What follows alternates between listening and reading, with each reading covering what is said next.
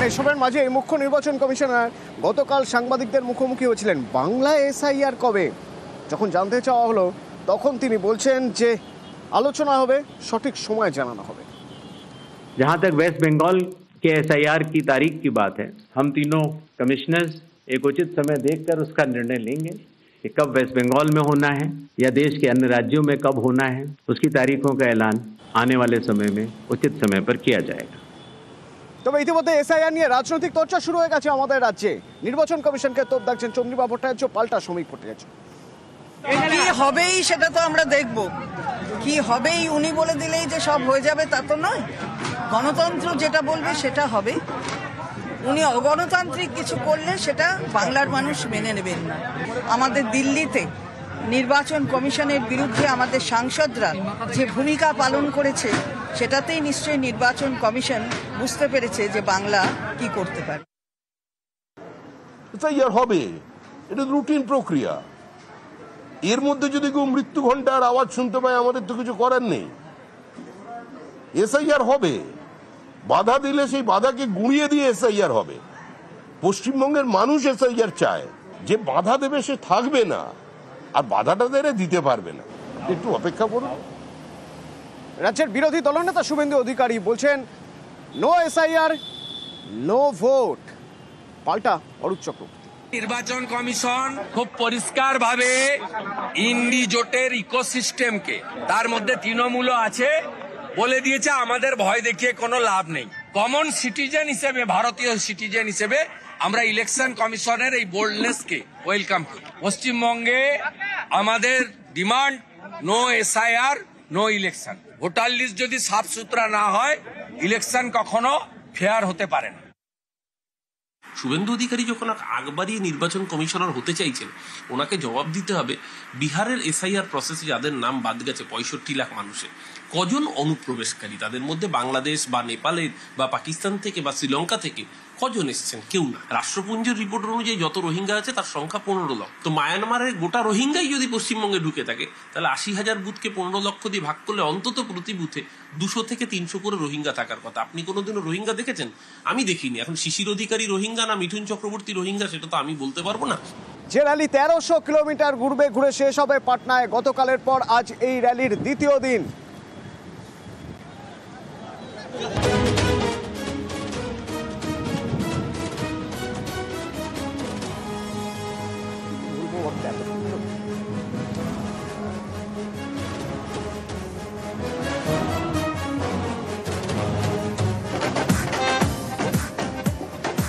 পয়লা September পর্যন্ত চলবে এই কর্মসূচি। সংবিধান রক্ষার ডাক দিয়ে ভোটার অধিকার যাত্রা, যা শেষ হবে পাটনায়।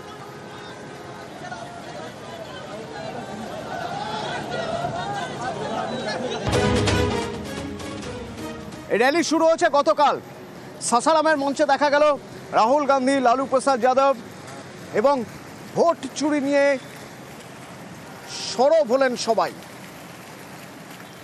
और इनकी आखिरी साजिश ये है कि बिहार में एसआईआर करके नए वोटरों को जोड़कर, वोटरों को काटकर ये बिहार का चुनाव चोरी करें। जब चुनाव आयोग के कंधे पर बंदूक रखकर भारत के मतदाताओं को निशाना बनाकर राजनीति की जा रही हो, तो आज चुनाव आयोग सबको स्पष्ट करना चाहता है कि चुनाव आयोग बिना किसी भेदभाव के चट्टान की तरह खड़ा था, खड़ा है और खड़ा रहेगा।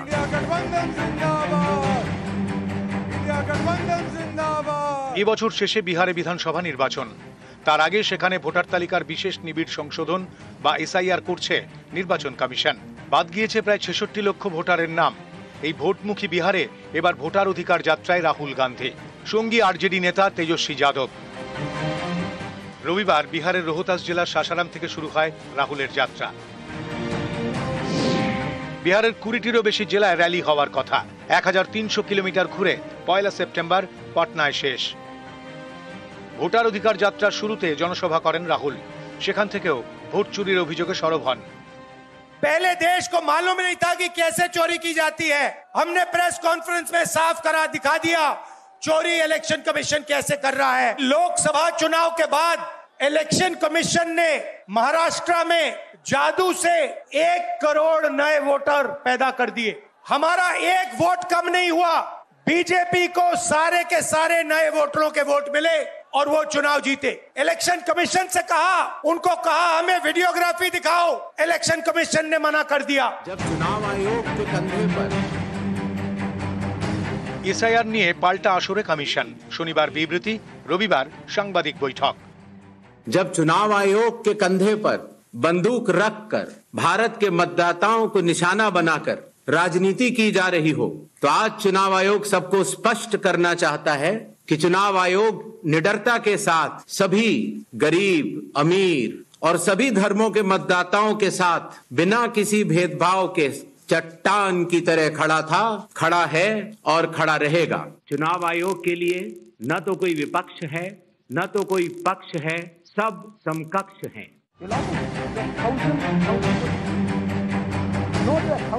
সম্প্রতি কর্ণাটকের মহাদেবপুরা কেন্দ্রের উদাহরণ টেনে রাহুল দাবি করেন একটি বিধানসভা কেন্দ্রে 1 লক্ষের বেশি ভুয়ো ভোটার রয়েছে। कर्नाटक में एक लोकसभा एक विधानसभा में हमने इंक्वायरी शुरू की। भाई और बहनों, पता लगा कि एक विधानसभा में 1 लाख से ज्यादा वोट चोरी हुए। जब 45 दिन चुनाव के बाद पूर्ण हो चुके हैं और किसी भी दल को, किसी भी कैंडिडेट को कोई भी गलती नजर नहीं आई, इतने दिनों के बाद इस तरह के निराधार आरोप लगाना उनका उद्देश्य क्या है, ये सारे मतदाता और देश की जनता पूरा समझती है। और मेरे सारे मतदाताओं को अपराधी बनाना और चुनाव आयोग शांत रहे, संभव नहीं। हलफनामा देना होगा या देश से माफी मांगनी होगी, तीसरा विकल्प नहीं है। इंडिया गठबंधन जिंदाबाद। বিহারে এসআইআর 66 লক্ষ নাম বাদ। এর বিরোধিতায় এক সুরে সরব বিজেপি বিরোধীরা। তাদের অভিযোগ, এসআইআর এর নামে বিজেপি চক্রান্ত করছে, ভোটে জিততে কাজে লাগাচ্ছে কমিশনকে। এই অভিযোগে এককাট্টা বিরোধীদের টিম ইন্ডিয়া। সম্প্রতি বাদল অধিবেশনে সংসদের বাইরে এবং ভেতরে তাঁরা এ নিয়ে সুর চড়ান। সংসদের বাইরেও একজোট বিরোধীরা। কয়েকদিন আগে দিল্লিতে রাহুল গান্ধীর বাড়িতে ডাকা ডিনারে দেখা গিয়েছে অভিষেক বন্দ্যোপাধ্যায়, অখিলেশ যাদবদের। 1 সেপ্টেম্বর রাহুলের ভোটার অধিকার যাত্রা শেষ হবে। সেদিন পটনায় জনসভা, সেখানেও দেখা যাবে টিম ইন্ডিয়ার ঐক্যবদ্ধ চেহারা। প্রতিনিধি পাঠাবে তৃণমূলও, শীর্ষ নেতৃত্বও উপস্থিত থাকতে পারেন। चोरों को हटाइए, बीजेपी को भगाइए, किसी भी कीमत पर भाजपा को जो चोरी ही करता है उसको आने नहीं देना है। सब लोग एक हो जाइए और एक होकर के राहुल गांधी, तेजस्वी यादव सभी मिल करके इसको उखाड़ के फेंकिए, लोकतंत्र को मजबूत होने दीजिए। इस तरह का जो बेसलेस यारों का जो ब्रेनलेस यात्रा है, अगर उन्हें लगता है कि वो जनादेश के पनघट तक पहुंच पाएंगे तो ये उनकी गलतफहमी है। आपका वो रिवाज और मिजाज रहा है कि आप कभी अटल जी को कह देंगे कफन चोर, फिर कभी मोदी जी को कह देंगे चौकीदार चोर, फिर अभी कहने लगे कि चुनाव आयोग जो है वोट चोर। अरे कब तक जो है वो चोर मचाए शोर वाली स्थिति करोगे आप? নিউজ 18 বাংলা।